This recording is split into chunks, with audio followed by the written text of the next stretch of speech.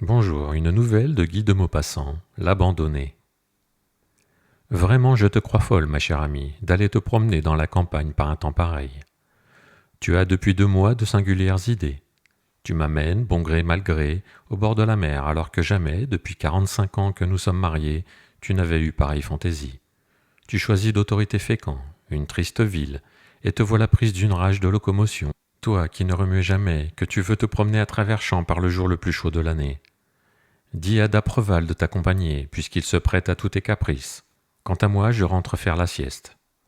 Madame de Cadour se tourna vers son ancien ami. Venez-vous avec moi, Dapreval?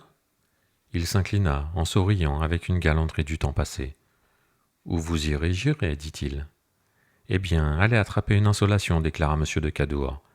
Et il rentra dans l'hôtel des Bains pour s'étendre 1 heure ou 2 sur son lit. Dès qu'ils furent seuls, la vieille femme et son vieux compagnon se mirent en route. Elle dit très bas, en lui serrant la main. Enfin, enfin. Il murmura. Vous êtes folle, je vous assure que vous êtes folle. Songez à ce que vous risquez si cet homme. Elle eut un sursaut. Oh, Henri, ne dites pas cet homme en parlant de lui. Il reprit d'un ton brusque. Eh bien, si notre fils se doute de quelque chose, s'il nous soupçonne, il vous tient, il nous tient. Vous vous êtes bien passé de le voir depuis 40 ans. Qu'avez-vous aujourd'hui? Ils avaient suivi la longue rue qui va de la mer à la ville. Ils tournèrent à droite pour monter la côte d'Étretat. La route blanche se déroulait sous une pluie brûlante de soleil. Ils allaient lentement sous l'ardente chaleur, à petits pas. Elle avait passé son bras sous celui de son ami, et elle regardait droit devant elle d'un regard fixe, hanté. Elle prononça. « Ainsi vous ne l'avez jamais revu non plus ?»« Non, jamais. Est-ce possible ?»« Ma chère amie, ne recommençons point cette éternelle discussion. J'ai une femme et des enfants, comme vous avez un mari. Nous avons donc l'un et l'autre tout à craindre de l'opinion. » Elle ne répondit point. Elle songeait à sa jeunesse lointaine, aux choses passées, si tristes. On l'avait mariée comme on marie les jeunes filles. Elle ne connaissait guère son fiancé, un diplomate, et elle vécut avec lui plus tard de la vie de toutes les femmes du monde. Mais voilà qu'un jeune homme, M. d'Apreval, marié comme elle, l'aima d'une passion profonde, et pendant une longue absence de M. Cadour, parti aux Indes en mission politique, elle succomba. Aurait-elle pu résister, se refuser? Aurait-elle eu la force, le courage de ne pas céder, car elle l'aimait aussi? Non, vraiment non. C'eût été trop dur. Elle aurait trop souffert. Comme la vie est méchante et rusée. Peut-on éviter certaines atteintes du sort? Peut-on fuir la destinée fatale? Quand on est femme, seule, abandonnée, sans tendresse, sans enfant, peut-on fuir toujours une passion qui se lève sur vous, comme on fuirait la lumière du soleil, pour vivre jusqu'à sa mort dans la nuit? Comme elle se rappelait tous les détails maintenant, ses baisers, ses sourires, son arrêt sur la porte pour la regarder en rentrant chez elle. Quels jours heureux, ces seuls beaux jours si vite finis. Puis elle s'aperçut qu'elle était enceinte, quelle angoisse. Oh, ce voyage dans le Midi, ce long voyage, ces souffrances, ces terreurs incessantes, cette vie cachée dans ce petit chalet solitaire sur le bord de la Méditerranée, au fond d'un jardin dont elle n'osait pas sortir. Comme elle se les rappelait, les longs jours qu'elle passait étendue sous un oranger, les yeux levés vers les fruits rouges tout ronds dans le feuillage vert. Comme elle aurait voulu sortir, aller jusqu'à la mer, dont le souffle frais lui venait par-dessus le mur, dont elle entendait les courtes vagues sur la plage, dont elle rêvait la grande surface bleue, luisante de soleil, avec des voiles blanches et une montagne à l'horizon. Mais elle n'osait point franchir la porte, si on l'avait reconnue, déformée ainsi, montrant sa honte dans toute sa lourde ceinture. Et les jours d'attente, les derniers jours torturants, les alertes, les souffrances menaçantes, puis l'effroyable nuit, que de misère elle avait endurée. Quelle nuit, celle-là, comme elle avait gémi, crié, elle voyait encore la face pâle de son amant qui lui baisait la main à chaque minute, la figure glabre du médecin, le bonnet blanc de la garde. Et quelle secousse elle avait sentie en son cœur en entendant ce frêle gémissement d'enfant, ce miaulement, ce premier effort d'une voix d'homme. Et le lendemain, le seul jour de sa vie où elle eût vu et embrassé son fils, car jamais depuis elle ne l'avait seulement aperçu. Et depuis lors, quelle longue existence vide où flottait toujours, toujours, la pensée de cet enfant. Elle ne l'avait pas revu, pas une seule fois, ce petit être sorti d'elle, son fils. On l'avait pris, emporté, caché. Elle savait seulement qu'il avait été élevé par des paysans normands, qu'il était devenu lui-même un paysan, et qu'il était marié, et bien doté par son père dont il ignorait le nom. que 2 fois depuis 40 ans elle avait voulu partir pour le voir, pour l'embrasser. Elle ne se figurait pas qu'il eût grandi. Elle songeait toujours à cette larve humaine qu'elle avait tenue un jour dans ses bras et serrée contre son flanc meurtri.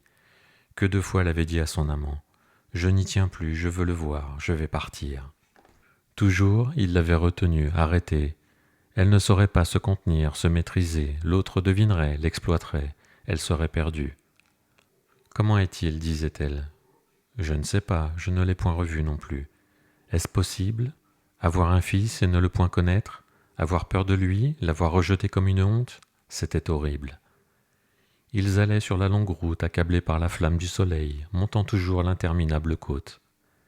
Elle reprit. « Ne dirait-on pas un châtiment ? Je n'ai jamais eu d'autre enfant. Non, je ne pouvais plus résister à ce désir de le voir, qui me hante depuis 40 ans. Vous ne comprenez pas cela, vous, les hommes. Songez que je suis tout près de la mort, et je ne l'aurais pas revu. Est-ce possible ? Comment ai-je pu attendre si longtemps ? J'ai pensé à lui toute ma vie. Quelle affreuse existence cela m'a fait.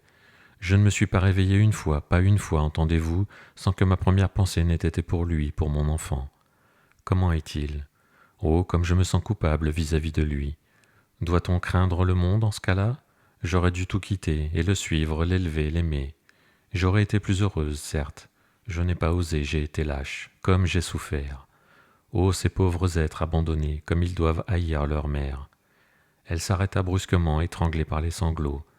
Tout le vallon était désert et muet sous la lumière accablante du jour. Seules les sauterelles jetaient leurs cris secs et continus dans l'herbe jaune et rare des 2 côtés de la route. « Asseyez-vous un peu, dit-il. » Elle se laissa conduire jusqu'au bord du fossé et s'affaissa, la figure dans ses mains. Ses cheveux blancs, tordus en spirale des 2 côtés de son visage, se déroulaient et elle pleurait, déchirée par une douleur profonde. Il restait debout en face d'elle, inquiet, ne sachant que lui dire. Il murmura « Allons, du courage !» Elle se releva. « J'en aurai !» Et s'essuyant les yeux, elle se remit en marche d'un pas saccadé de vieille. La route s'enfonçait un peu plus loin sous un bouquet d'arbres qui cachait quelques maisons. Il distinguait maintenant le choc vibrant et régulier d'un marteau de forge sur une enclume. Et bientôt ils virent, sur la droite, une charrette arrêtée devant une sorte de maison basse, et sous un hangar, 2 hommes qui ferraient un cheval. Monsieur d'Apreval s'approcha. « La ferme de Pierre Bénédicte » cria-t-il. Un des hommes répondit. « Prenez le chemin de gauche, tout contre le petit café, et puis suivez tout droit, c'est la 3e après c'est la Porée. Il y a une sapinette près de la barrière, il n'y a pas à se tromper. » Ils tournèrent à gauche. Elle allait tout doucement maintenant, les jambes défaillantes, le cœur battant avec tant de violence qu'elle suffoquait. À chaque pas, elle murmurait, comme pour une prière. « Mon Dieu, oh mon Dieu !» Et une émotion terrible lui serrait la gorge, la faisait vaciller sur ses pieds comme si on lui eût coupé les jarrets. Monsieur d'Apreval, nerveux, un peu pâle, lui dit brusquement. « Si vous ne savez pas vous maîtriser davantage, vous allez nous trahir tout de suite. Tâchez donc de vous dominer. » Elle balbutia. « Est-ce que je le puis ? Mon enfant, quand je songe que je vais voir mon enfant. » Il suivait un de ces petits chemins de campagne encaissés entre les cours des fermes, ensevelis sous un double rang de hêtres alignés sur les fossés. Et tout d'un coup, ils se trouvèrent devant une barrière de bois qu'abritait un jeune sapin. « C'est ici, dit-il. » Elle s'arrêta net et regarda. La cour plantée de pommiers était grande, s'étendant jusqu'à la petite maison d'habitation couverte en chaume. En face, l'écurie, la grange, l'étable, le poulailler. Sous un toit d'ardoise, les voitures, charrettes, tombereaux, cabriolets. 4 veaux broutaient l'herbe bien verte sous l'abri des arbres. Les poules noires erraient dans tous les coins de l'enclos. Aucun bruit. La porte de la maison était ouverte, mais on ne voyait personne. Ils entrèrent. Aussitôt un chien noir sortit d'un baril roulé au pied d'un grand poirier et se mit à japper avec fureur. Contre le mur de la maison, en arrivant, 4 ruches posées sur des planches alignaient leurs dômes de paille. Monsieur d'Apreval, devant le logis, cria « Y a-t-il du monde ?»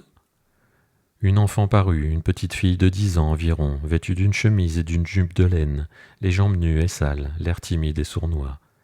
Elle restait debout dans l'encadrement de la porte comme pour en défendre l'entrée. « Qu'est-ce que vous voulez ?» dit-elle. « Ton père est-il là ?»« Non. »« Où est-il ?»« Je sais point. »« Et ta maman ?»« Elle est au vac. »« Va-t-elle bientôt revenir ? Je sais point. » Et brusquement la vieille femme, comme si elle eût craint qu'on l'entraînât de force, prononça d'une voix précipitée. « Je ne m'en irai pas sans l'avoir vue. »« Nous allons l'attendre, ma chère amie. » Comme ils se retournaient, ils aperçurent une paysanne qui s'en venait vers la maison, portant 2 seaux de fer blanc qui semblaient lourds et que le soleil frappait par moments d'une flamme éclatante et blanche. Elle boitait de la jambe droite et, la poitrine roulée dans un tricot brun, terni, lavé par les pluies, roussi par les étés, elle avait l'air d'une pauvre servante, misérable et sale. « V'là maman, dit l'enfant. Quand elle fut près de sa demeure, elle regarda les étrangers d'un air mauvais et soupçonneux. Puis elle entra chez elle comme si elle ne les avait pas vus. Elle semblait vieille, avec une figure creuse, jaune, dure, cette figure de bois des campagnes. Monsieur d'Apreval la rappela. « Dites, madame, nous sommes entrés pour vous demander de nous vendre 2 verres de lait. » Elle grommela en reparaissant sur sa porte après avoir posé ses seaux. « Je ne vends point de lait. »« C'est que nous avons bien soif. Madame est vieille et très fatiguée. N'y a-t-il pas moyen d'avoir quelque chose à boire ?» La paysanne les considérait d'un œil inquiet et sournois. Enfin, elle se décida. « Puisque vous êtes là, je vais tout de même vous en donner, dit-elle. » Et elle disparut dans son logis. Puis l'enfant sortit, portant 2 chaises qu'elle posa sous un pommier, et la mère s'en vint à son tour avec 2 bols de lait mousseux qu'elle mit aux mains des visiteurs. Puis elle demeura debout devant eux, comme pour les surveiller et deviner leurs desseins. « Vous êtes de Fécamp, dit-elle. » Monsieur d'Apreval répondit. « Oui, nous sommes à Fécamp pour l'été. » Puis après un silence, il reprit. « Est-ce que vous pourriez nous vendre des poulets toutes les semaines ?» La paysanne hésita, puis répondit. « Mais tout de même, c'est-il des jeunes que vous voulez ?»« Oui, des jeunes. »« Combien que vous payez ça au marché ?» D'Apreval, qui l'ignorait, se tourna vers son ami. « Combien donc payez-vous les volailles, ma chère, les jeunes volailles ?» Elle balbutia, les yeux pleins de larmes. « 4 francs et 4 francs 50. » La fermière la regarda de coin, étonnée, puis elle demanda. « Est-elle malade, cette dame, puisqu'elle pleure ?» Il ne savait que répondre et bégaya. « Non, non, mais elle a perdu sa montre en route, une belle montre, et ça lui fait de la peine. Si quelqu'un la trouve, vous nous préviendrez. » La mère Bénédicte ne répondit rien, jugeant sa louche. Et soudain elle prononça. « V'là m'nomme. » Elle seule l'avait vue entrer, car elle faisait face à la barrière. D'Apreval eut un sursaut, madame de Cadour faillit tomber en se tournant éperdument sur sa chaise. Un homme était là, à 10 pas, tirant une vache au bout d'une corde, courbée en 2, soufflant. Il prononça sans s'occuper des visiteurs. « Maudit, qui est rosse !» Et il passa, allant vers l'étable où il disparut. Les larmes de la vieille femme s'étaient taries brusquement, et elle demeurait effarée, sans parole, sans pensée. Son fils, c'était là son fils. D'Apreval, que la même idée avait blessé, articula d'une voix troublée. « C'est bien monsieur Bénédicte ?» La fermière, méfiante, demanda. « Qui vous a dit son nom ?» Il reprit. « C'est le forgeron au coin de la grande route. » Puis tous se turent, ayant les yeux fixés sur la porte de l'étable. Elle faisait une sorte de trou noir dans le mur du bâtiment. On ne voyait rien dedans, mais on entendait des bruits vagues, des mouvements, des pas amortis par la paille semée à terre. Il reparut sur le seuil, s'essuyant le front, et il revint vers la maison d'un grand pas lent qui le soulevait à chaque enjambée. Il passa encore devant ces étrangers sans paraître les remarquer, et il dit à sa femme. « Va me tirer une cruche de cidre, j'ai soif. » Puis il entra dans sa demeure. La fermière s'en alla vers le cellier, laissant seuls les Parisiens. Et madame de Cadour, éperdue, bégaya. « Allons-nous-en, Henri, allons-nous-en. » D'Apreval lui prit le bras, la souleva, et la soutenant de toute sa force, car il sentait bien qu'elle allait tomber, il l'entraîna après avoir jeté 5 francs sur une des chaises. Dès qu'ils eurent franchi la barrière, elle se mit à sangloter, toute secouée par la douleur et balbutiant. « Oh, oh, voilà ce que vous en avez fait. » Il était fort pâle et il répondit d'un ton sec. « J'ai fait ce que j'ai pu. Sa ferme vaut 80 000 francs. C'est une dot que n'ont pas tous les enfants de bourgeois. » Et il revint tout doucement, sans ajouter un mot. Elle pleurait toujours, les larmes coulaient de ses yeux et roulaient sur ses joues, sans cesse. Elles s'arrêtèrent enfin, et ils rentrèrent dans Fécamp. Monsieur de Cadour les attendait pour dîner. Il se mit à rire et cria en les apercevant. « Très bien, ma femme a attrapé une insolation, j'en suis ravi. Vraiment, je crois qu'elle perd la tête depuis quelque temps. » Ils ne répondirent ni l'un ni l'autre, et comme le mari demandait en se frottant les mains, Avez-vous fait une jolie promenade au moins ? D'Apreval répondit. Charmante, mon cher, tout à fait charmante.